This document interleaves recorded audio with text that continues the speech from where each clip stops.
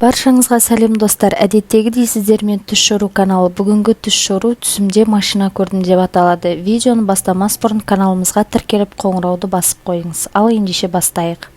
Егер түсіңізде машина жүргізіп бара жатқаныңызды көрсеңіз, ісіңіздің алға басып, рызық несібеңіздің артатындығын білдіреді. Түсіңізде көліктен құлап қалғаныңызды көрсеңіз, жайсыз хабар еститініңізді білдіреді.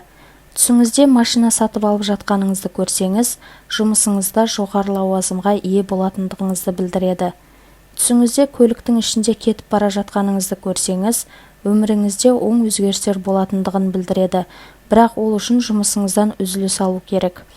Егер түсіңізде машинаңыздың сынып қалғанын көрсеңіз, жұмысыңыздың жемісі сіз ойлағандай болмайтындығын білдіреді.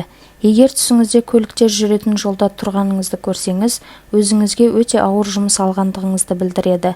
Әйел адам түсінде әдемі көлікпен кетіп бара жатқанын көрсе, қоғамда үлкен беделге ие болатындығын білдіреді.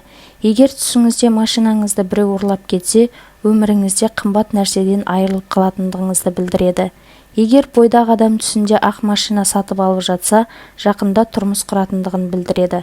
Достар, егер осы видеомыз ұнаған болса, видеоға лайк басып және комментарий жазып қолдап қойыңыз. Сондай-ақ достарыңызға таратыңыздар. Сау болыңыздар.